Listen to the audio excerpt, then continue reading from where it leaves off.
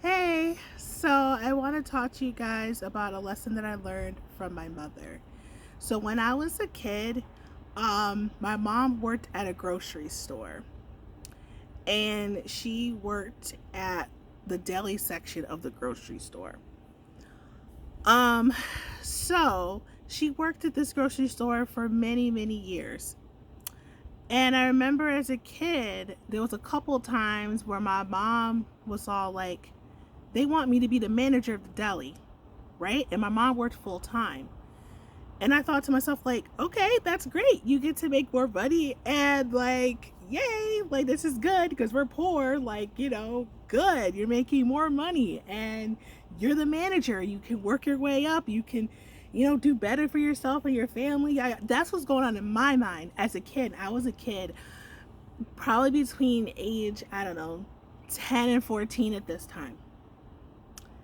And my mom was like, I don't want to do that. She was like, I don't want to do that. And she's like, they only going to pay me like, I don't remember, maybe it was like $1 or 60, 50 cents more an hour than what she was already making starting out for being a manager of that department. And she's like, I don't want those responsibilities. I would have to work on Saturday and I would have to deal with other people, like calling off, and then I would have to find someone to replace them, or I would have to come in. And my mom didn't want that kind of commitment. She didn't want that kind of responsibility. And at that time, I was very judgmental about it. Maybe not directly to my mother because she was my mom and, still is. I didn't want to, I didn't judge her directly to her face. But at that time I was thinking, I was like, why would you not want to promote yourself and, do better and stuff like that? And I kept that mindset for the longest time. So even when I was an adult, and I remember back then, like, my mom could have been the manager of the, of the, the deli section of the store, and then maybe worked her way up to be store manager. She could do all these things. And that's what I was thinking for, what I expect my mom to do and to have. And I think in our society, we expect people to do that as well. And my mom put boundaries on her job. So she purposely told them she does not work on Saturdays, the Sabbath. On my mom's side of the family, like my aunts and uncles and stuff, my grandparents, they're Seventh-day Adventist. So if you know about that particular religion, that particular sector of Christianity, it's pretty strict when it comes to certain things. So Sabbath was very sacred.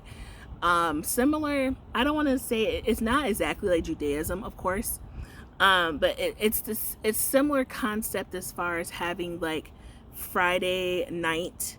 It's considered start of the Sabbath, so you do not work, you rest, and then it's till Saturday night, so it's that 24-hour period, and that's usually when you go to church, is on Saturday and not Sunday, that kind of thing. So my mom was raised Seventh-day Adventist, and she was like, well, I'm not going to work on Saturdays.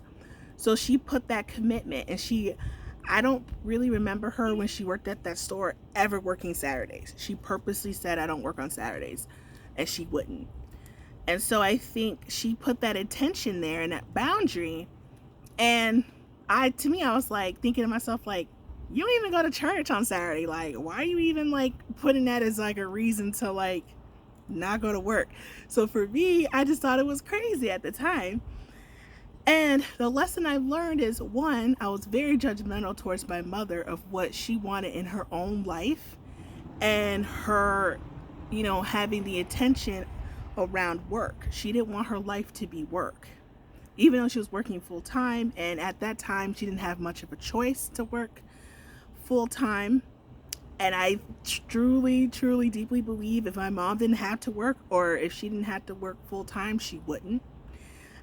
She was put in that situation where she had to, because before that, she didn't work very much before that. When I was little and when I was a baby, and like my mom was a stay-at-home mom for many years, she didn't work. And, when she was in a situation where she had no choice, that's when she decided to work full-time at the store. So I was very judgmental about, how she looked at work. And now, me in my 30s, and I'm like, I totally get it now. And I remember a comment she would always say after work a lot. She would say, I'm getting out of this monkey suit. And that just feels really, not just, it can sound triggering. I don't want to say, if triggering and deep are like the two words that pop up when my mom, like she said, I'm getting out of my monkey suit. Now, when I was a kid, I thought it was funny. Now, as an adult now, and I think about it, I'm just like, wow. She feels like she's putting on a show and that she has to go to this job and, you know, like sacrifice her time working for someone else in their store. And she's wearing this quote unquote monkey suit. Now, mind you, my mom was not a mascot, was not a monkey mascot. This is what she called her uniform, a monkey suit. And I thought that was very interesting. And now as an adult, I understand it more. You know, she felt like she was in a situation that she couldn't get out of. And I know in our society, we're like, we want to, you're supposed to, keep working up that corporate ladder and, sacrifice all your time and your energy on this employer, this job, and it's supposed to bring you purpose. And it wasn't like that for my mother. And now I'm learning that lesson finally, that I don't want to work. I don't want to work full time. I don't want to sacrifice my time and my money on this planet working for someone else. And I feel like in our society, it's very frowned upon to even say those kinds of things. And I think some people say, especially if you're like a Black woman, because it's the stereotype, and a lot of times it does happen where Black women, we typically sacrifice a lot. They call it quote unquote be a mule, okay, to relationships, to a job, whatever it is, like commit a lot of hours, time, getting lots of degrees and all these kinds of things to, I don't know if it's for approval. I don't know if it's for self-esteem. I don't know what it's for, because I can't say for every Black woman. I'm just me.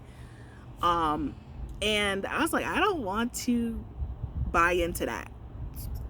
I don't. And after being judgmental to my mother, now I understand. And now I'm living my life more with intention and living the life that I want. And I know that I have a privilege to be able to not have to work full time. I don't have to work at all. And I know that there's a lot of privilege in that. And I'm so internally grateful for it. I really am.